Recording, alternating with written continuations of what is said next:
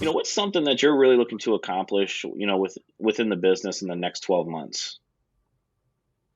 Well, to kind of reiterate, so our mission statement is to be the most progressive dynamic brokerage. I constantly am looking about how to differentiate myself. And this was really tough for me when I first started because I'm like, well, what makes one brokerage different than the other? We all Yeah. do the same things. Same with agents, okay? And but I've really learned how to create more of a fence around what I do, understand my value proposition, what makes me unique, and then try and work on those things and deliver products and services that are much more fit within that realm of what I do. So to me, it's a continual quest for that. And as I said before, that part is creative and that part is interesting to me. And I'm constantly driven by those dynamics. Now, in the next 12 months, because of the market cycle we're in, I would say the last 6 months, it's to survive. It's been a very difficult, what I call long, cold real estate winter. I talked to brokerages again all over the country. I'm in a chat yesterday with 20 brokerages around the country. And, one guy, what's my goal? He goes, yeah, just not to lose money this month. Uh, we've been able to restructure our business, realign ourselves. And here's a lesson I learned for me as a broker that's also a lesson for agents. The buoyant market we had will mask your inefficiencies because it's easy to sail when the wind's going your way. Now the wind's not going our way, and the tide's not working with us. And now all the inefficiencies are showing and your weaknesses will show. The pie got smaller. And if you want pie, you got to eat your own and protect it. And maybe, I hate to say, nibble on someone else's. So I think this, what has happened, we've become stronger because we've had to look internally, create some things, restructure and reposition. And that has made a big difference now. And when the market starts turning spring 2024-ish, whatever, I think we're going to be extremely well positioned to take advantage of that. So for me as a broker, that's been my goal. And honestly, the analogy works for agents as well. Yeah. I was at a conference recently, and Ed Milet was the guest speaker and the keynote speaker. And, he said the reason why we're losing right now is because we're not competing. The reason why you're losing right now is because you're not competing. You're not going after it every single day. You're not getting after it every single day. You're not willing to, work on getting better, whether that's your objection handling, your listing presentation, your buyer consultation. So that way, when that opportunity shows up in front of you, you're truly competing for it. You're really, pissed off or upset or whatever the case may be when you don't get that listing, because it's going to feel and sting a little bit more than what it used to. I And I would think agree. sometimes, some people are just still stuck in their ways. And then a second to that, I'm curious of your thoughts on this. I was on a coaching call on Friday with a coach that does a lot with team leaders and broker owners across the country, and you know him as well, John Cheplack. I do know. And he mentioned that a lot of the top teams across the country that he coaches are in Canada, across the globe. They've had about a 70-75% turnover of agents that used to be with them, and now we have a new set of agents. And his whole thing is you have to be willing to always find people to replace the agents that may not be producing. And I found that to be quite interesting, that, and I don't know if the stat's true, but that was the number he threw out, that is, that a high turnover of really going out and finding those productive agents in this market. Yeah, and obviously that may apply more to larger mega teams that have 15, 20, 30, 40 agents. You're going to Sure. have a recycling approach. You just are, okay? Um, One of my main things when I'm working with teams, because we've really invested in the last year with a whole team format, and through Remax, we have a thing through Verl Workman, and he only coaches teams. So we're able to kind of take all those tools and apply them. And I think a lot of team leaders don't really think of a retention strategy when they start, or the retention strategy is just to give away more money. And if you don't have the right margins and you're just retaining people by paying them more, I just don't see the point if you're not really, getting the margins you deserve as a team leader. Yeah, I think there's going to be a new wave of value propositions that brokerages are going to have to bring to the table and that team leaders are going to have to bring to the table for their Yeah. agents. I would go into the same analysis for me. Hey, if you're a team leader, you really want to build a team in dynamics. What are your differentiators? What does make you different?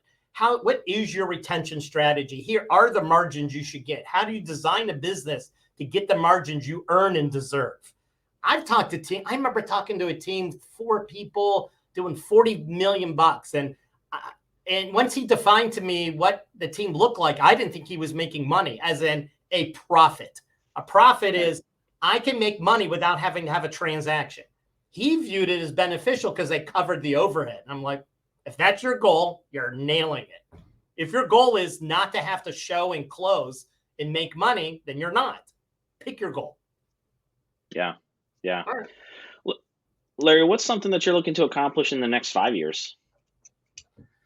I want to do, I really like this lane I'm in of coaching other brokerages through North America. So I think I'll be expanding on that. And that's not going to take over what I do. Um, Fortunately, my wife got into real estate. So we have the Schottenstein group. So she's kind of handling the client aspect. So that certainly frees me up more. And I want to continue to be the most progressive dynamic brokerage and to grow our brokerage. And I'd really like to find some more mutually win-win opportunities with other brokerages for merging together and solving problems together, where they could get out of the managing the day-to-day brokerage aspects and maybe do what they do best within the model they have. So like to be able to find more of those opportunities. Yeah, and I think more of those opportunities are if the market continues, to stay tough, right? I think there's going to be a lot of more of those opportunities that are going to be presented. Yes, I'm sure of it. The the model I work with now doing the coaching, also we only coach brokerages, so we're not coaching teams and things like that. Right. Also has the one of the only, if not largest, merger and acquisition aspects. So I have a lot of perspective of how those things work. And you are right. I think this market will bring pressure, and a lot of brokers out there could be looking of what is it do I really want to do next, and am I really well suited? Is my brokerage really profitable, or could I do better doing it this way or that way? It's not an Yeah. exit strategy. It's a how do I just get to what I want to do next strategy. Right. Right. Um, Larry, what do you think?